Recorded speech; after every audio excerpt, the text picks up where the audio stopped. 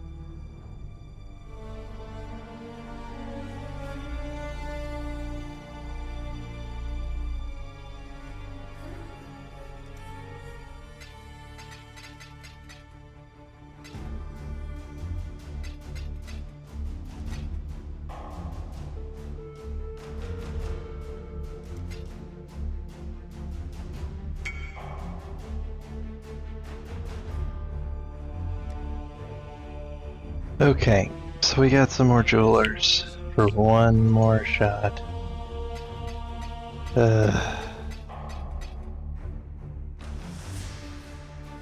Fuck me. Move it back down to 5 sockets. And roll back to 6 again. Please, for the love of fuck, be green. Holy shit. Yes.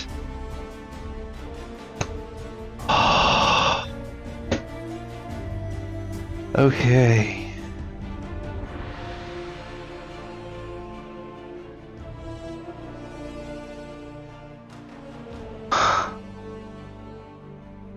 That is incredible. We can sell that piece of shit. Oh my god. That is perfect. Freaking perfect. Just for shits and giggles, since I'm already here and I've gone this far, fuck it. I'll put a few on here, see what we get. Maybe we'll get lucky. If at the very least I can get a 5 link, I'd be really happy. But great RNG this, right?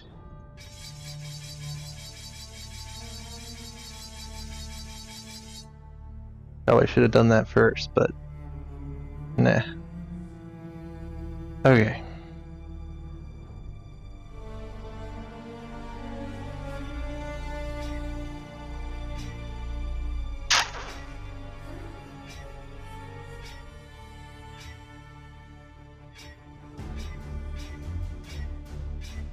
I know some people just click through, but if I see a 5 link, I need to keep it, so I'm gonna take my time here.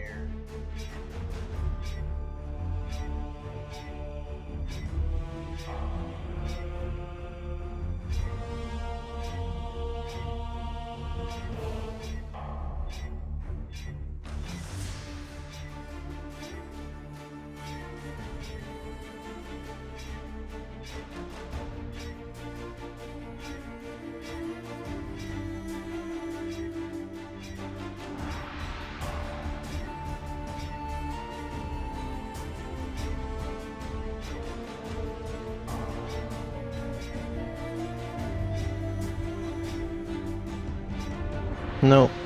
Alright.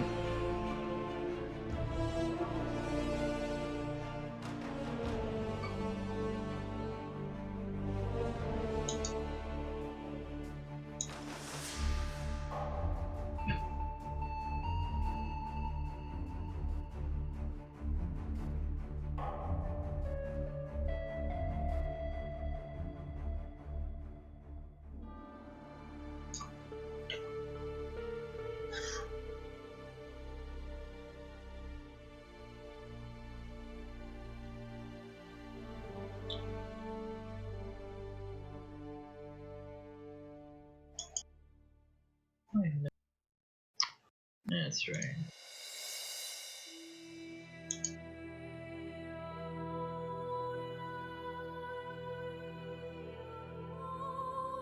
Nothing.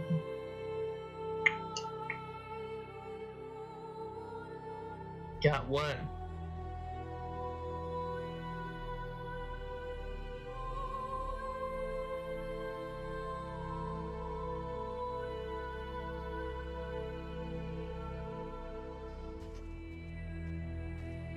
Alright, so the end result was my beautiful fucking almost perfect rolled Queen's Escape using Summon Skeleton, Spell Echo, Minion Damage, Elemental Focus, Pierce, and LMP. All 20%, level 18 and 19 at the moment. They're the damage of the build, really. What I want to talk about is, what this Necromancer is, the general. And, I want to talk about the theory of the build, the gear needed, what you'll have to expect. either time or currency investment, doing a lot of trading, etc.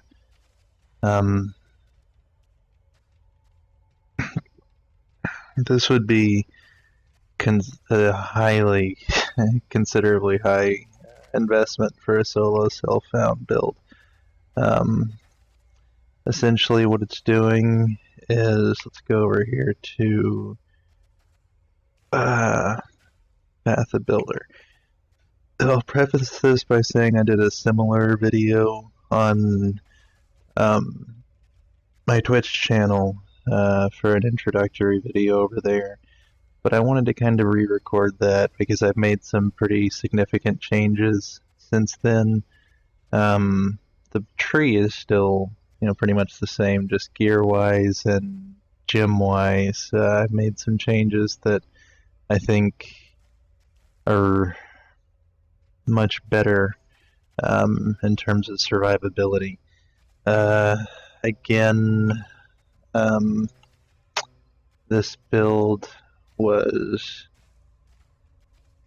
based on a build of the week that was featured.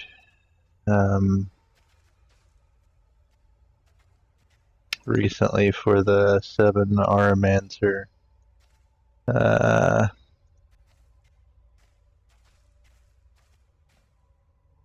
that was put together by, forgive me for names, KTMetis, KTMetis, KTMetis. I'm not really sure how you pronounce that. I apologize, and I don't think I can apologize for being a little bit of a rude host here for eating my chips in queso, because I'm hungry.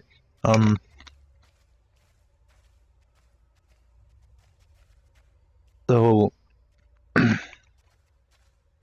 I played Diablo II for about 6-7 years, almost straight. I mean, despite playing other games, that was always in the mix, and I love playing the Necromancer there. Having, the skeleton warriors in the front line and having the mages in the back and having that general feeling. I could, with the Necromancer there, ran curses and whatnot, but I have a quite extensive history also in MMOs, and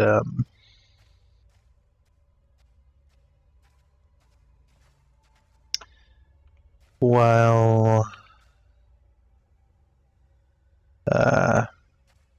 I enjoy doing damage, but I mean, I like the play style of letting the minions do the damage and feeling like I'm supporting an army. And in MMOs, I like to play support classes, and like one of my favorites to play, one of my most favorite roles was in FF11, playing Corsair and doing party buffs. And then in Ion Online, playing the Chanter and being so the idea of doing a kind of Chantomancer, if I'm allowed to say that, was just really exciting to me. I tried to do a Necromancer early in Path of Exile, probably 1.5 to 1.8ish, somewhere in there, before 2.0. And I'm not a zombie fan, the brainless undead thing. So getting to get the mummy skin for them, so I can at least do mummies. If I can't have regular skeleton warriors like as fast and follow you and everything like we had from Diablo II, I can get more in tune with mummies than I can zombies. It's just me, personal preference. Like I a zombie, intelligent zombies or alternate theories, it's cool, but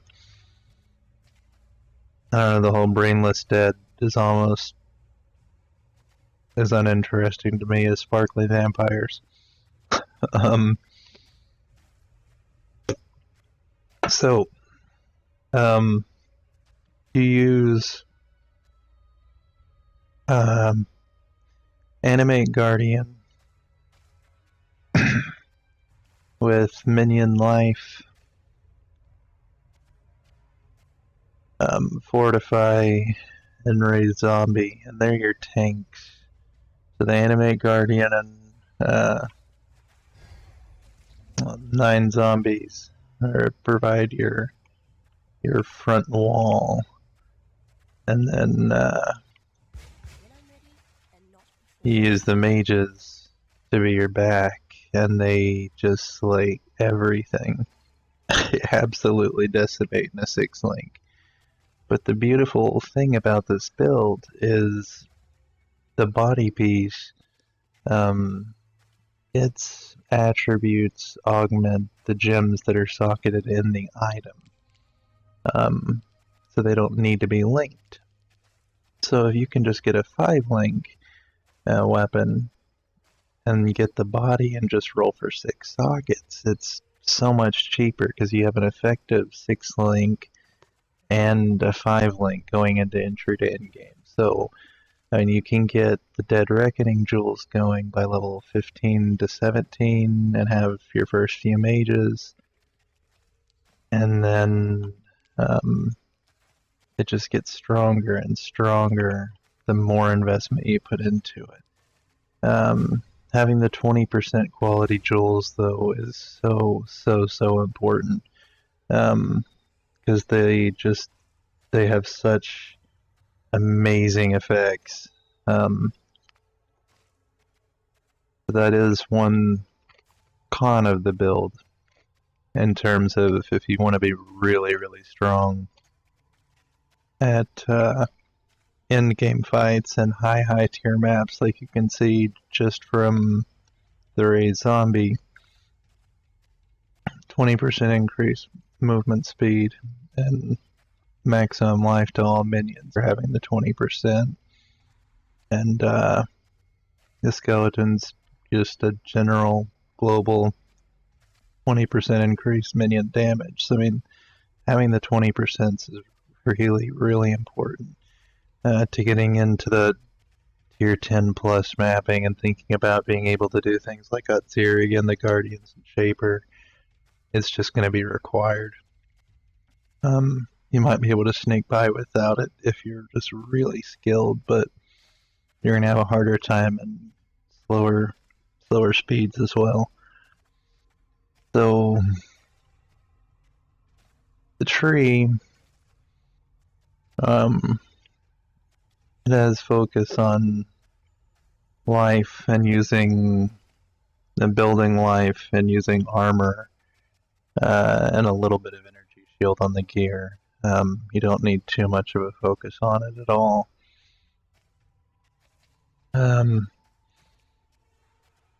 You can see the summon skeleton set up right there. And there's the auras that I'm running. And in the model build, I was using 7 auras. And I do not like Vol ability, sadly. And I love Vol Summon Skeleton. I mean, they're cool to use. But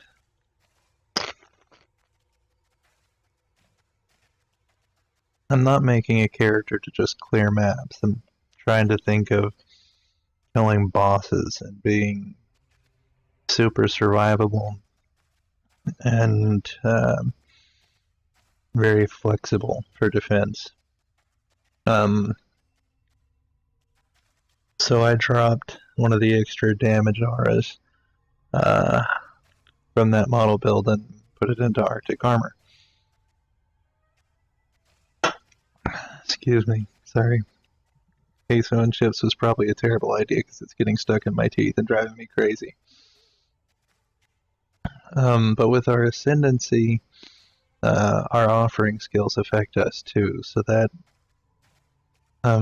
makes Flesh Offering a hands down winner, because the movement speed modifier with the offering it gets you up to 64% movement speed, so you're practically moving around like an archer would. And the whole playstyle that I have behind it is letting your minions do the work, supporting the minions. and just trying to keep moving and to not get hit as much as possible. So a lot of defenses are layered based on that playstyle as well. An important thing to know is the synergy for having auras affecting you increasing damage of allies. You need to have clarity on a different gem setup than your body. And just running a level 1 clarity is all you need. It's a small mana reservation, but it's what helps us to actually activate some of those buffs due to the body having the built-in generosity. So it means all those auras you're running don't affect you. It's only your army and or allies. And I do have 2 other people I play with regularly, so I like the idea of being an Auramancer as well, just for the fact that I can support them better. And for weapon, honestly,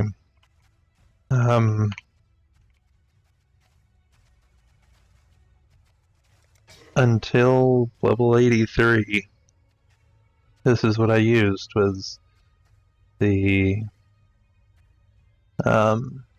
Dying Breath staff, because again, you're using auras, and I'm thinking about boosting my minions and whatnot, so that it's a very cheap staff to get at, early 20s. If you can get it 5 linked, or just roll it 6 socket 5 links, so you can be leveling all your gems as you level. That helps and goes a long way. But again,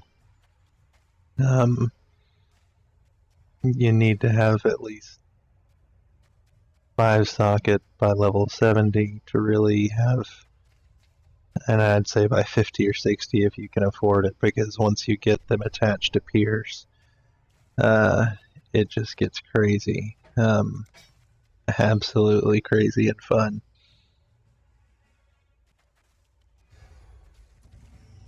Let's flip back over again.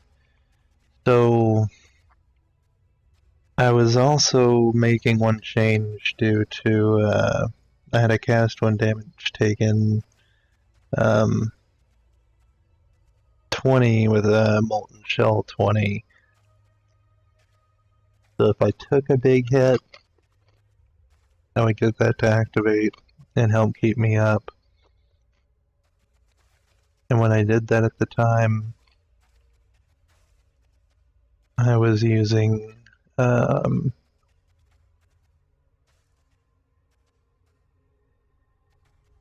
this Mute Seal Ring. I was thinking, I could do the cast 1 damage taken setup and automate Molten Shell and still have some buffs to my golems and use that unique ring. But what it ultimately came down to is, if I can self-cast Molten Shell, which it's really easy enough to do, that's going to prevent me from taking damage. And if I can not be one-shot, that's always going to be a bonus. So having the increased armor and damage reduction and less fired, sorry, I'm thinking of Arctic armor, yeah. DR and plus armor is just great. So I ended up dropping that idea. And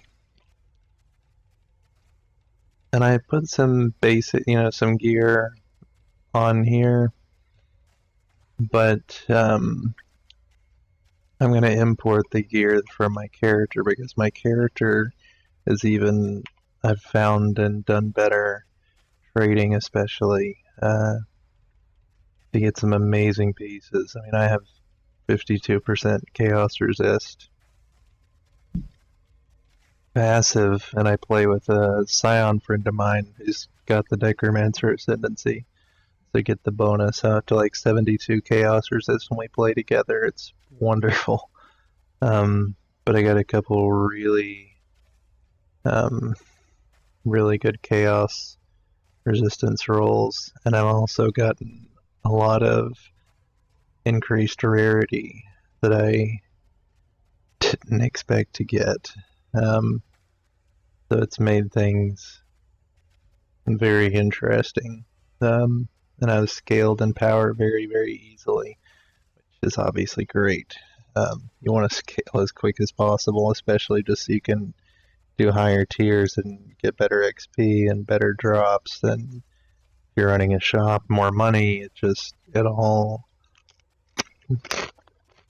goes so fast. But another thing I love about the build is, unlike when I was starting, just relying on the mummies or zombies, whatever, it felt inefficient. And I would have taken mages or archers in very early Path of Exile, but I couldn't find myself to rely on specters. They just, it's the only negative mark I'm going to make about specters. I'm sorry, they're not as flexible as Diablo II's revived were, and to me, to have a general feeling in army, you need reliable ranged monsters. And if you're in a boss fight and you lose one of your ranged specters that's in a 6 link for like LMP or GMP and has very specific damage bonuses, if it dies in a really hard fight, you find yourself kind of screwed. And I'm not going to give up a portal in theory just to be able to go and revive minions from a specific area and do that hassle. That's just always really bothered me.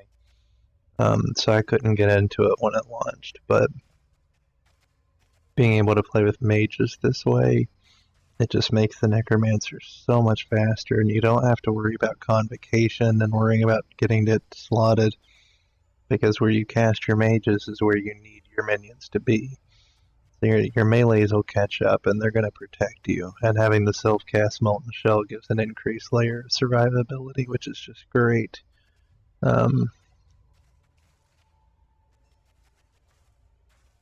Let's see. As far as placement, using the 2 Dead Reckonings, and when you start the build, this is the first one to go for, and getting the 4 int nodes here.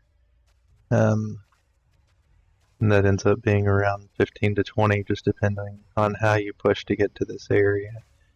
If you just want to have those mages early and start just playing and leveling with them as you go. For Ascendancy, I took Fleshbinder first. Just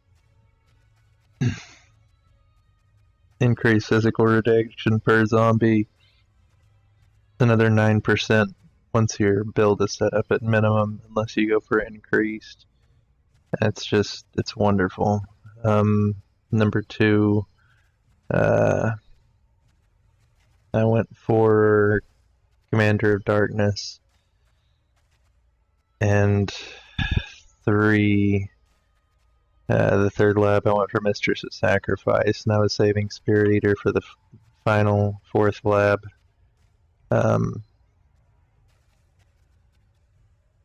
But the build really revolves around getting the Queen's Escape running. And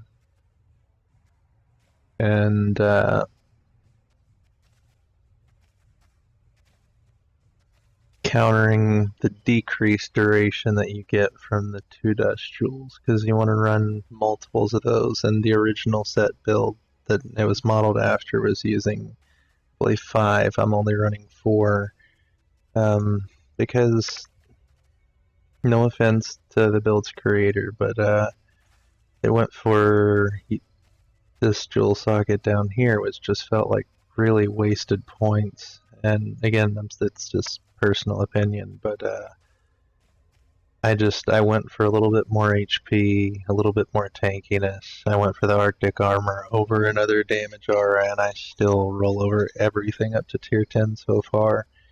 And if they completed tier 15s with the other build, then this is just going to be right if they're rocking with it. I have no doubts at all with the way it plays.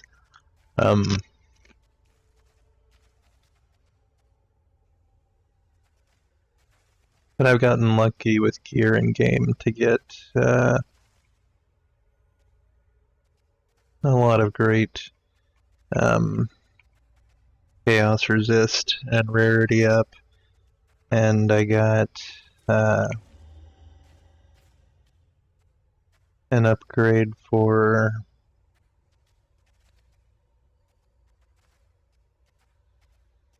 my Animate Guardian tonight, which has made me really, really, really happy.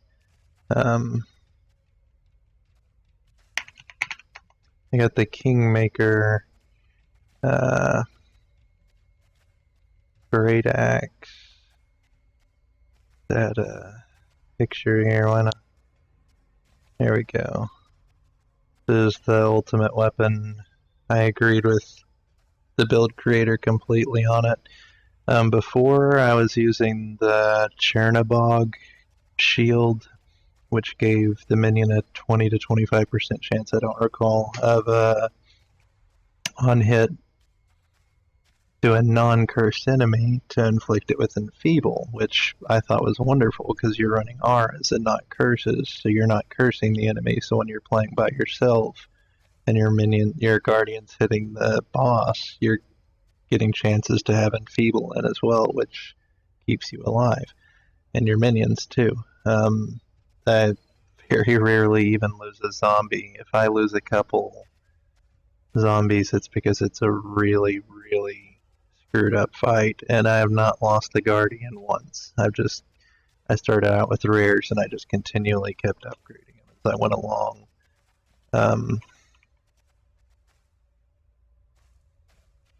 But I just got him this axe going tonight, so I got my first the Dust Jewel placed just yesterday. I just finished the 6th link for the sword tonight, so I haven't field tested this at all. As I said, I've been using the Dying Breath Great Staff from the 20s up to 83, and it has done wonderfully. But time to test out everything I've been working for. And I will be posting a build with this stuff and the changes that I made and suggestions I made in the forums. But another thing to go over really quick is the Pantheon. I've been doing some work already on capturing them, but again, you're moving a lot. So the stationary bonuses ones aren't as good for how this build needs to play and focus on the evasion of getting hits manually.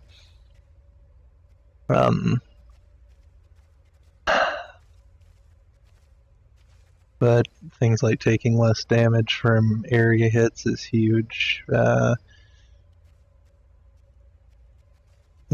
Increased physical reduction if there's only one enemy. So if like you're having a really tough elite rare monster or whatever, or like a single boss like the Duresso, that boss, that's just a great reduction to have. And like things for Atziri, you're not getting hit for every few seconds, so if you do get pinched by a flame blast, you have a combination of the 8% reduced elemental damage taken if you haven't been hit recently. I run the Divination Flask for +4 to all maximum elemental resistances and rarity.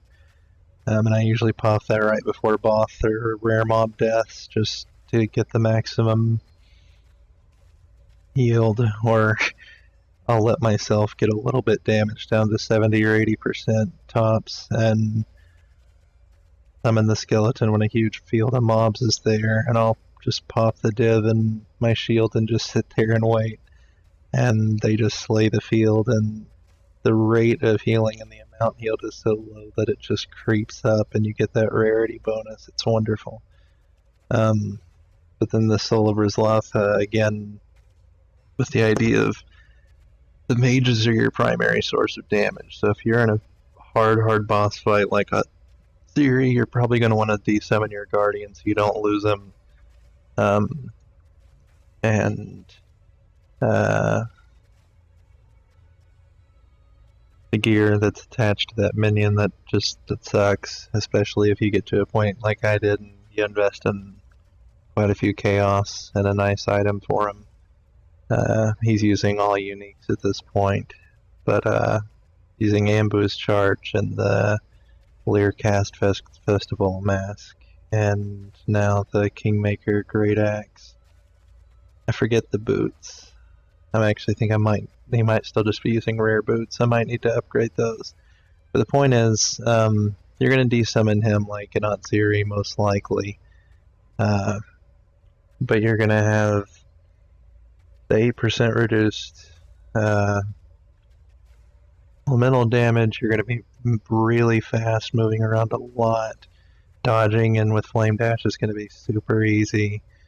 And then you can run the increased elemental resistance with Divination, and you can switch out the Stibnite for a Ruby Flask and get increased fire resistance. And by just being able to move and keep summoning skeletons if they should happen to go down, and keep like a good crossfire going on your target, you can just wear out your enemy. Because the skeletons are nothing. I mean, they're an absolute instant cast. You have 6 of them with this build. And that's the other thing, the From Dust, using one of these, and that's what allows us to do the quick cast of the skeletons and gives us really, really fast clear speeds. And it doesn't leave you stuck, like just having to sit there and just purely summon skeletons to get your mages up for 2.5 to 3 seconds, when you could just click and then could just keep moving.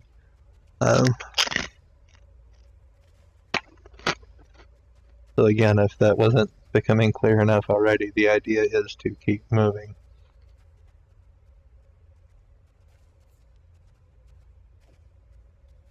I'm going to do a quick map here to wrap up, to show how the build's played.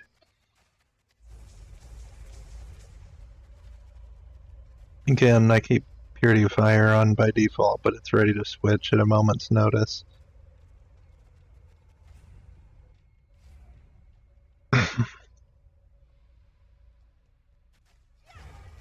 Then we pop that as often as possible to get that increased speed, movement, and cast.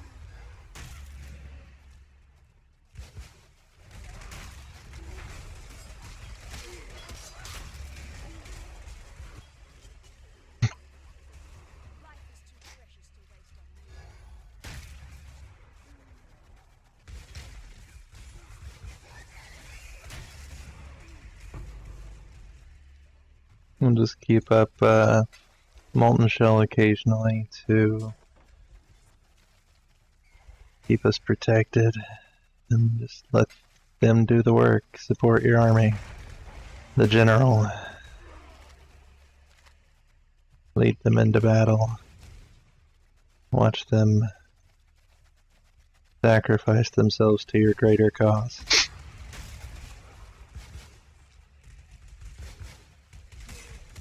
Both I and Serpico, the co-host of our 2AO gaming network that we're trying to put together, we both have pretty sincerely dark sense of humor.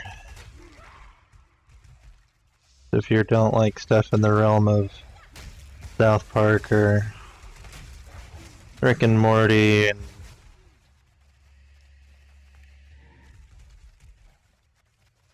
Red versus Blue and just all sorts of just totally random, stupid comedy, often very, very dark, then probably not the right kind of content for you.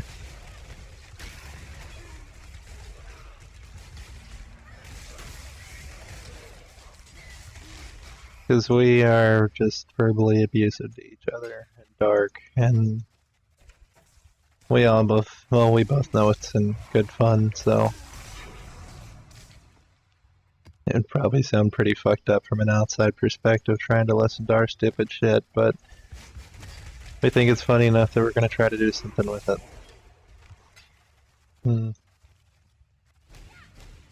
We're hoping to get to do some Destiny 2 coverage, but it really depends on what they do with their streaming restrictions, if they have any. We've had a lot of fun on Overwatch once in a while as well.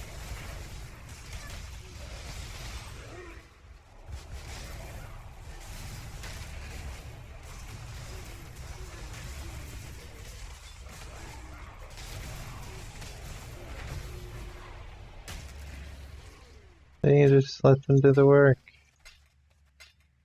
Everything dies. Yeah.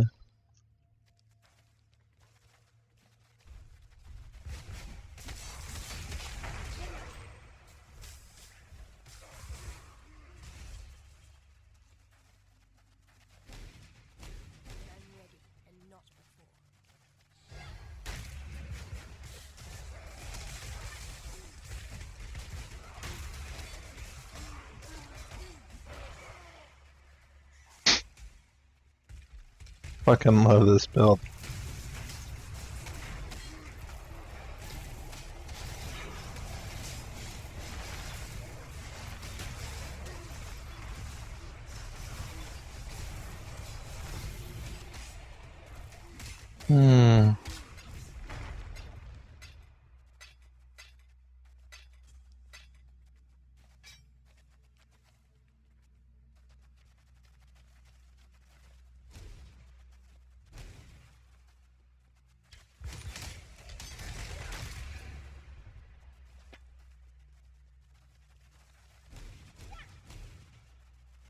Where am I going next, huh?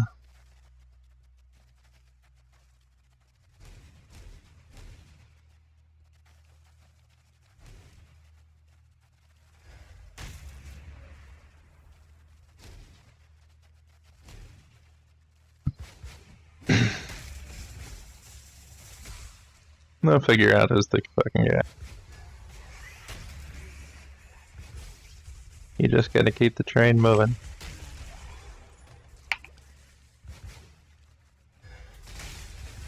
Zombies protect. We attack. Most important, then we support. Oh god, yes, I did do that. Oh, I feel a little dirty.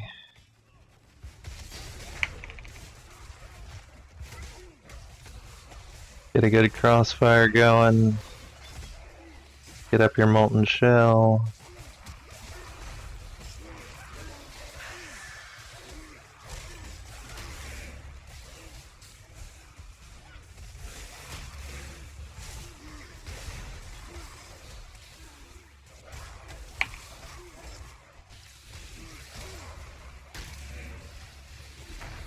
Keep supporting.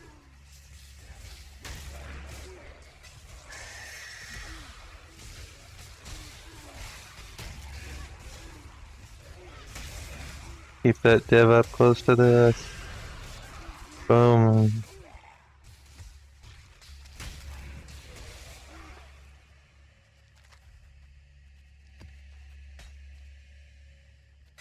And just for reference, I am using Never Sinks filter, regular slick. Keeps my screen nice and tidy. Helps me find shit I need quicker. I'm thinking about moving up to a little bit more restrictive of a version of one of his filters now that I'm starting to get into 10 rare and corrupted. But anyways, more videos to come. This build has been a work of love and hardship. A lot of hours, and I threw all my cash into this, but hopefully some of this information has been helpful and insightful. And if you have any questions, just let me know. Check out our Facebook page. I'll leave the details for that down in the video description. Have a good night.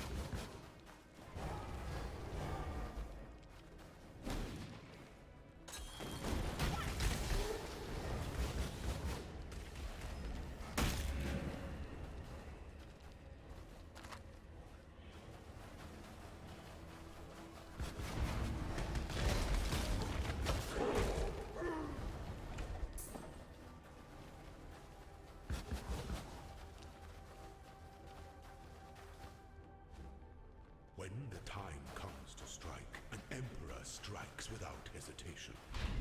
To entertain doubt is to dance with death.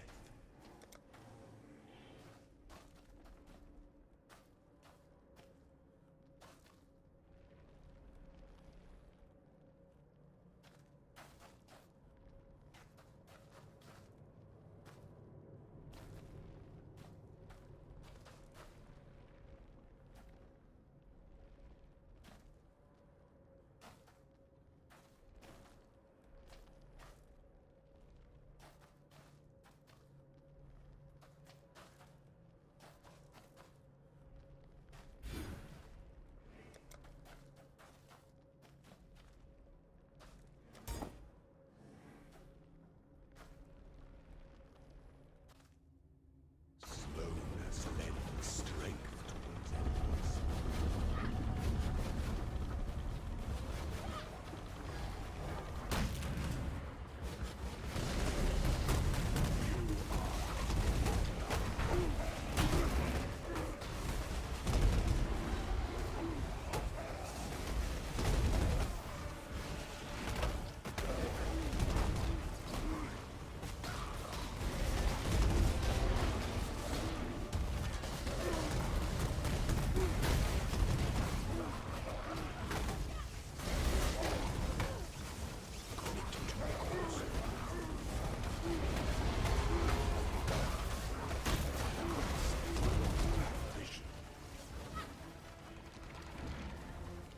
Wisdom is the offspring of suffering and time.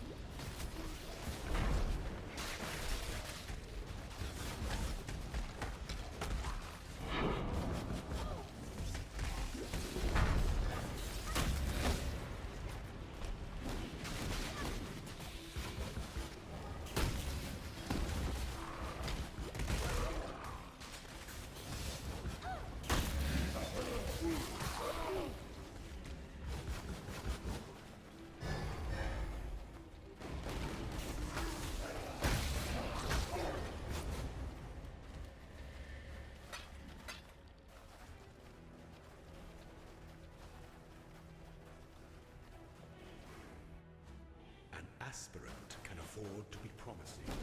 An emperor must keep those promises.